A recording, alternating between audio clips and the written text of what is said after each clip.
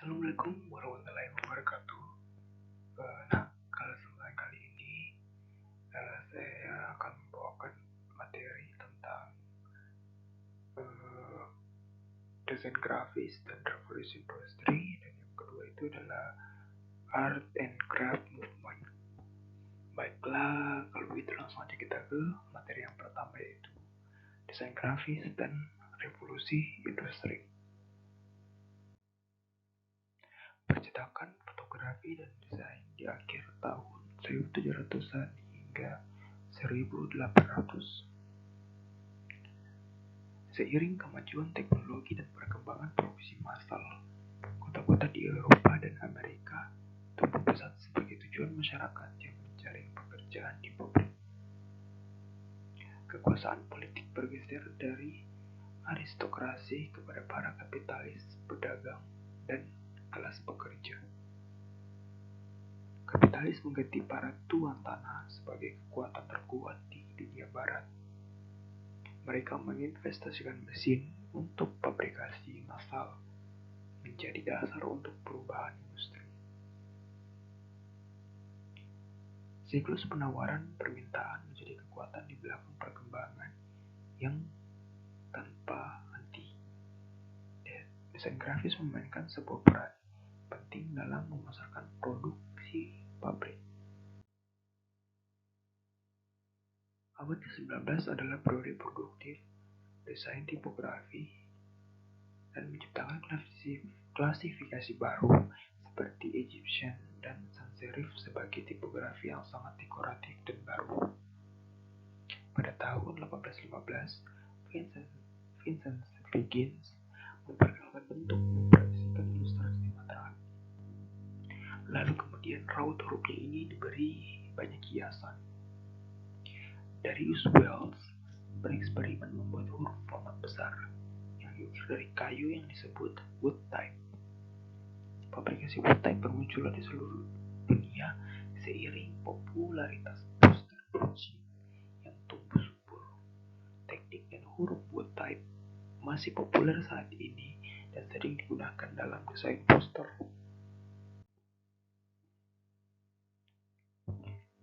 Kata-kata atau baris teks yang panjang menggunakan format kecil, sedangkan kata-kata pendek diatur dalam huruf yang berdimensi besar.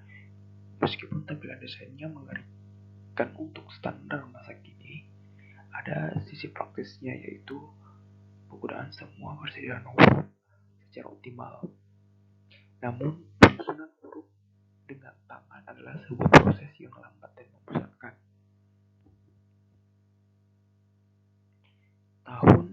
Pada tahun 1886, Otmar Mergenheller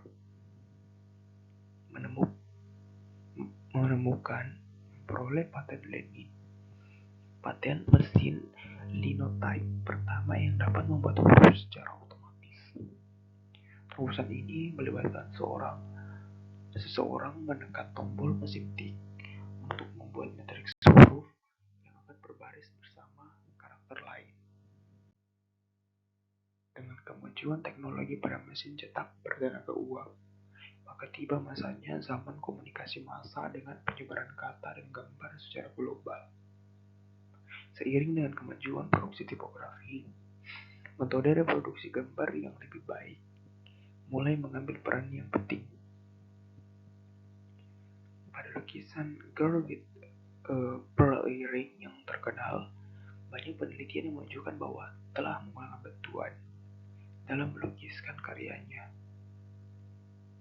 Tampilan sosok yang menyusun dalam lukisan ini bukan sesuatu yang asing bagi kita sekarang, dengan objek depan yang tampak sangat besar seperti layaknya pada foto. Joseph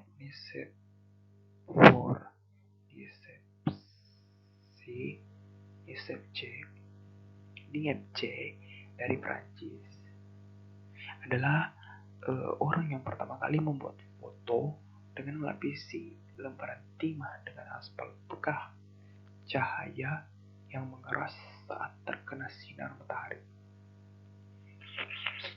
Penemuan kompleks ini disebut heliography atau Gesta Matahari.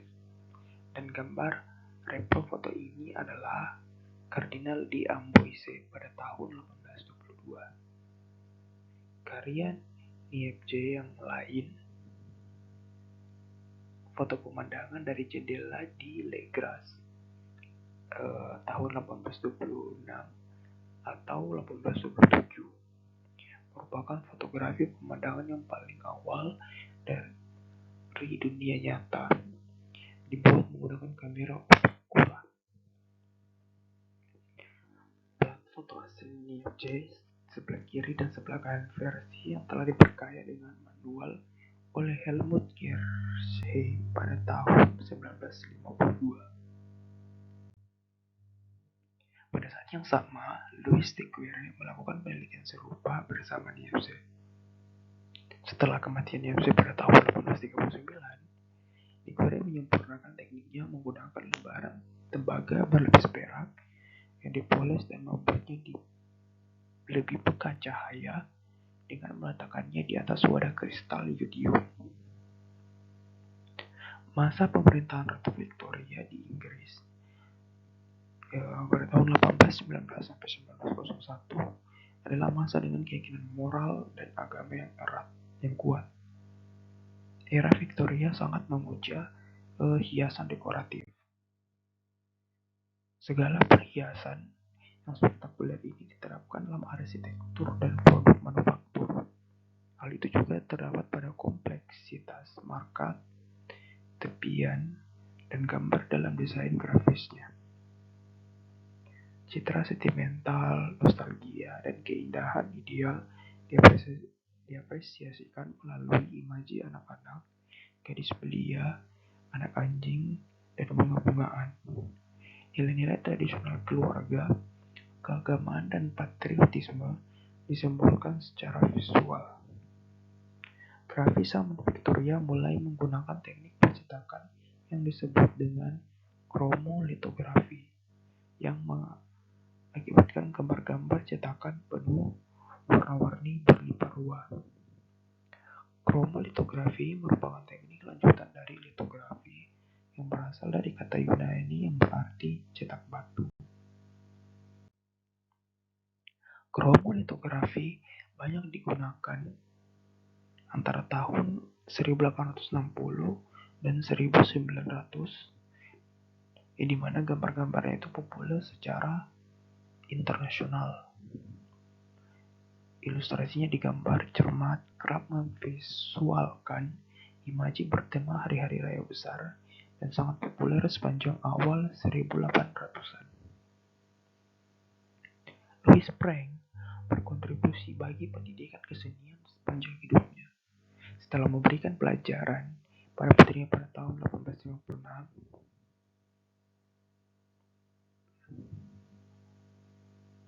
tapi cetak batu pada lembaran timah menimbulkan kesulitan teknis yang signifikan. Ada untuk mendapatkan imaji terbalik pada kertas tipis dan mentransfer gambarnya ke lembaran logam menggunakan tekanan kertas besar. Kertas basah akan menjejakkan gambar di pelat yang ditransfer dengan roller karet dan kemudian dicetak ulang pada kemasan timah. Maka kemudian lahirlah offset litografi. Era Victoria juga menghasilkan buku anak-anak bergambar pertama dicetak menggunakan offset litografi. Kate Greenaway adalah ilustrator lainnya yang mendesain tata letak halaman yang anggun, menggunakan banyak ruang kosong, keseimbangan asimetris, terputus dari gaya tradisional Victoria yang kacau. Pada tahun 1850, Harvest membuka era majalah bergambar dengan meluncurkan Harvest New Monthly Magazine yang pertama. Harper menyebut dirinya sebagai jurnal peradaban dan mengembangkan sebuah visi pewarnaan grafis dan ilustrasi kartun berdasarkan gambar dari seniman atau koresponden, termasuk Thomas Nast. Pada 1880-an, lukisan ilustrasi Howard Bell menjadi objek yang direproduksi cetak dengan teknik halftone, dengan mengubah nar gelap objek menjadi titik-titik dengan proses fotomekanikal pada pencetakannya. Gelombang literasi yang meningkat, anjloknya biaya produksi, dan melonjaknya pendapatan dari periklanan semakin menambah jumlah surat kabar dan majalah yang diterbitkan di Amerika Serikat dari 800 menjadi 5.000 antara tahun 1830 dan 1860. Era Victoria menandai kemajuan teknologi yang sangat besar di bidang percetakan dan hasrat yang kuat akan buku bergambar majalah, koran, poster, dan iklan. Gaya huruf-huruf Victoria yang ganjil dan rumit tetap populer sepanjang abad ke-19 dan abad ke-20. Pada tahun 1850, Harvey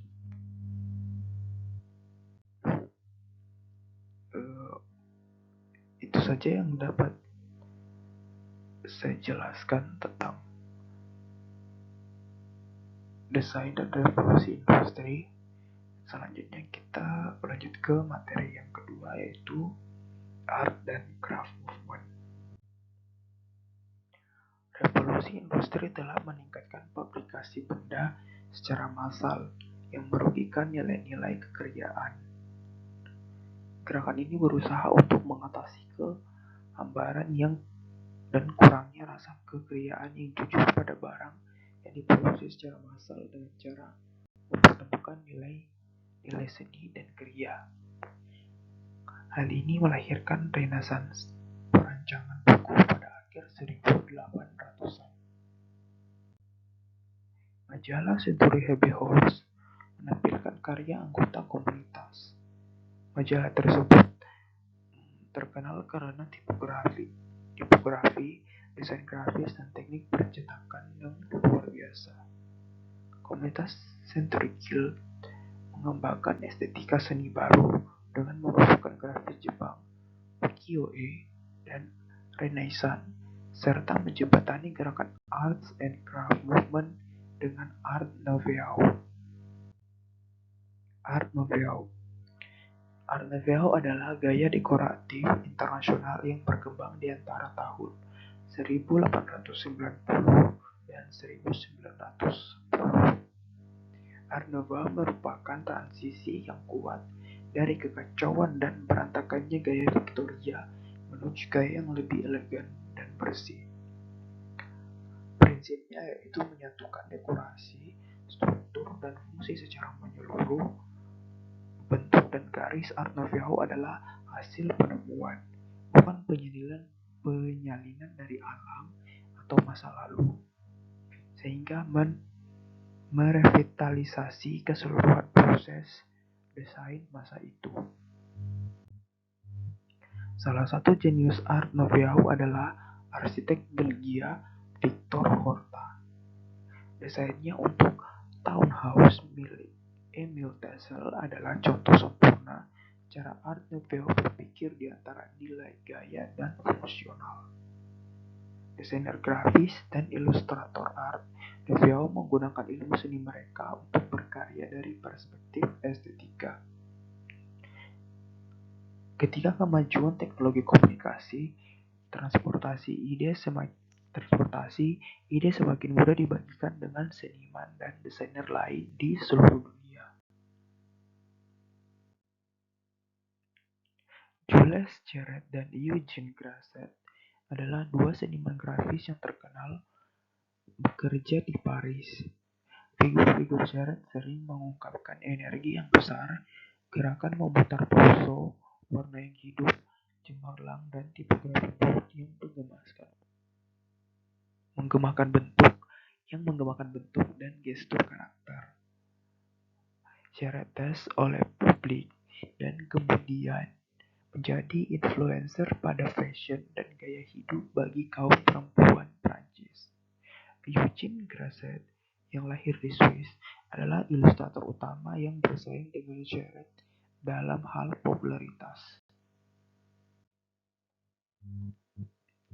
Ketertarikan pada seni abad pertengahan dan seni oriental mempengaruhi gayanya, dekorasi pada bingkai teks, integrasi gambar dan huruf dalam satu unit, dan pencetakan teks langsung di atas ilustrasi.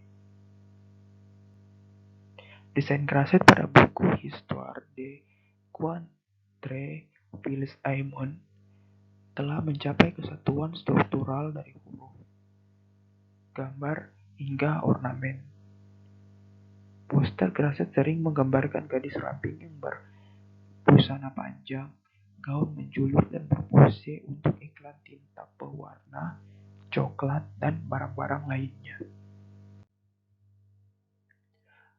Art Nouveau di Inggris berkaitan erat dengan desain grafis dan ilustrasi daripada desain produk dan arsitektur. Salah satu seniman terkenalnya adalah Aubrey Beardsley yang kuat dengan pena dan tinta hitam.